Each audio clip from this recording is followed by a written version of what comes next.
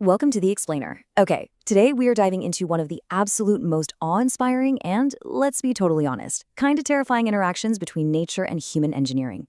We're breaking down the anatomy of a lightning strike. Specifically, we're looking at exactly how modern aviation engineering manages to conquer the sheer violence of a thunderstorm. If you have ever flown through rough weather, well, this explainer is absolutely going to change the way you look at air travel forever. So we really have to start with the ultimate question. It's the one every frequent flyer has silently wondered about while white-knuckling their armrests during a turbulent, stormy flight. What actually happens when a commercial jet, which, let's face it, is essentially a giant metal tube suspended miles up in the air, gets struck by lightning? Is it just a loud bang, or is there a massive battle of physics happening right outside your window? Well, to understand the stakes here, consider this completely staggering number. 30,000 degrees Celsius. That is the actual temperature inside a lightning channel. To put that into perspective for a second, that's roughly 5 times hotter than the surface of the sun. And a single discharge current, that can reach 200,000 amps. Yet, despite this extreme, almost unimaginable level of danger, the data tells us that every single in-service commercial aircraft gets struck by lightning on average once a year, or about once every 3,000 flight hours. So how do we survive this routine encounter with a force that incredibly hot? To understand our modern safety, we really have to look back at a tragic turning point in history. Section 1. The Pan Am Flight 214 Tragedy, a devastating turning point for aerospace engineering. Picture this. It's December 8, 1963. A Boeing 707 named the Clipper Tradewind departed Baltimore at 8:24 p.m., heading up to Philadelphia. By 8:42 p.m., due to some heavy storms in the area, air traffic control asked them to enter a holding pattern at 5,000 feet. And then, at exactly 8:58 p.m., tragedy struck. The plane was hit by lightning and suffered an explosive disintegration of the outer part of the left wing. It tragically took the lives of all 81 passengers and crew on board. The Civil Aeronautics Board launched an unprecedented investigation, and when they released their final report in 1965, they concluded that a lightning strike had actually ignited the fuel-air vapor mixture inside the plane's reserve fuel tank. That 1963 disaster fundamentally rewrote the entire rulebook for aviation engineering. The FAA stepped in and mandated strict new airworthiness standards. Engineers immediately introduced fuel vent flame arresters to detect and extinguish ignited vapors. They increased the minimum thickness of the aluminum skins to stop lightning from just melting straight through the wing. They also mandated electrical bonding across the whole aircraft surface to make sure current flows safely. And they began developing inert gas injection systems to neutralize those explosive airspaces inside the tanks. I mean, this was a complete paradigm shift for the industry. Section 2. Anatomy of a Strike. Let's fly straight into the heart of a storm. To really set the scene here, imagine you're sitting up in the cockpit. There's an aviation YouTube pilot who described it perfectly, saying, "Ever wonder what a storm looks like from here? Rain is pounding the glass and my instruments are glowing like a Christmas tree." Now, that glowing effect, that's often St. Elmo's fire, which is a visual indicator that the aircraft is flying through a highly charged, pulsating electrical field. The tension is building, right? A strike is totally imminent. Now, here is a massive mythbuster for you. Planes don't just passively get hit by lightning. It's actually a 3-step process. First, the aircraft enters that strong electrical field. Second, as a lightning leader initiates somewhere nearby, the aircraft's own extremities, think the nose cone or the wingtips, actually initiate their own electrical leaders that reach out toward the storm. Third, when the aircraft's leader joins up with the lightning's leader, the aircraft officially completes the circuit. You are literally flying through the lightning channel itself.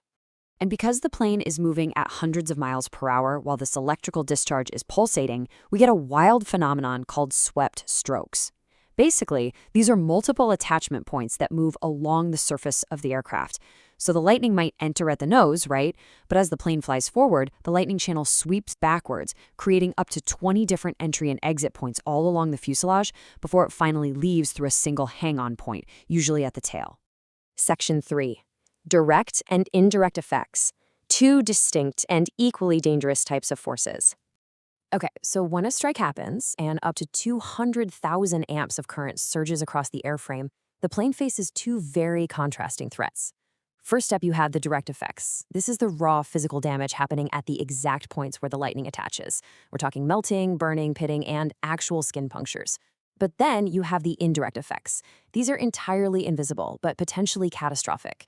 The massive flow of current creates powerful electromagnetic fields. These fields can induce transient voltages and massive power surges right into the aircraft's internal wiring, which threatens to completely scramble the critical electronic flight systems. So, how exactly do we survive all that? Well, as modern planes have shifted from traditional aluminum to lightweight carbon fiber composites, engineers had to get super creative. Why? Because composites don't conduct electricity well at all. So they actually integrate highly conductive metallic foils right into the composite skin. They use structural bonding leads to make sure the whole plane acts as one giant continuous wire. And to fight those invisible indirect effects, they use intense electromagnetic shielding on the cables, and they install surge arresters in the equipment ports to safely route all that electricity far away from the computers. But aviation does not leave any of this to chance. To guarantee this protection actually works, independent testing labs, like Element Materials Technology, rigorously simulate the absolute worst-case scenarios. They use high-current testing chambers to literally blast aircraft components with massive lightning arcs, checking for physical resilience. And for those indirect effects, they perform what's called pin ejection testing. They are literally firing lightning transients directly into the pins of the electrical systems to ensure the actual transient level stays safe and that the avionics simply won't fail when you need them most. Section 4, the invisible radiation threat. We're exploring a pretty fascinating frontier of high-energy atmospheric physics here. Now, this is an area of atmospheric physics that scientists are really just starting to fully understand. It turns out thunderstorms generate way more than just rain, wind, and electricity. In fact, they act as massive particle accelerators, producing high-energy X-rays and gamma rays that extend deep into the mega-electron volt, or MeV region. Yeah, you heard that right.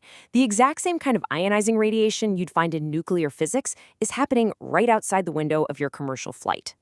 Scientists actually call these terrestrial gamma ray flashes, or TGFs. They're these millisecond-long bursts of gamma rays produced when the intense electric field of the storm accelerates free electrons to near the speed of light. This creates what's called a relativistic runaway electron avalanche. Sounds like something out of a sci-fi movie, right? But it's very real. These intense bursts of radiation are estimated to be associated with between 0.1% and 1% of all lightning flashes. Now, before you start panicking and canceling your flights, what is the actual risk profile here? For humans, meaning you, the passengers, and the crew, the risk is generally very, very low. The metal fuselage and the distance provide really good shielding. Though I should mention, a rare localized ball lightning event inside or near the plane could theoretically pose a localized risk. But the real threat? That's to the equipment. Delicate, unshielded computer memory chips inside the aircraft's avionics face a small but non-zero risk of severe damage from this radiation.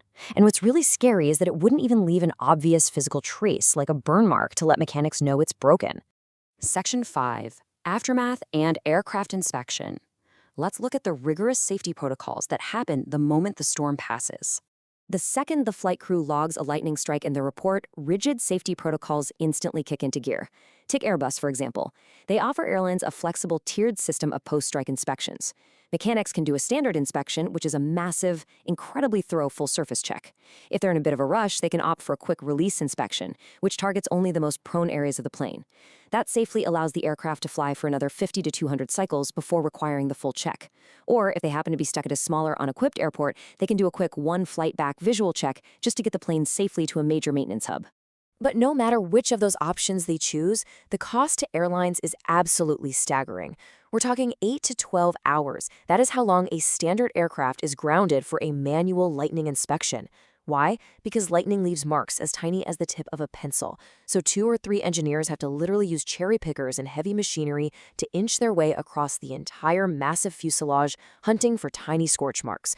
This grounding time causes huge delays, major cancellations, and it costs the airline industry literally billions of dollars every single year. But as we've seen, engineering is always evolving, and the future of maintenance is definitely moving to the skies. Companies like Mainblades are now deploying automated drone technology. Instead of 2 to 3 engineers spending 12 hours riding around in cherry pickers, a single drone operator can just launch a drone to fly a precise automated path around the aircraft. Using high-definition cameras, it spots those tiny burn marks with incredible accuracy.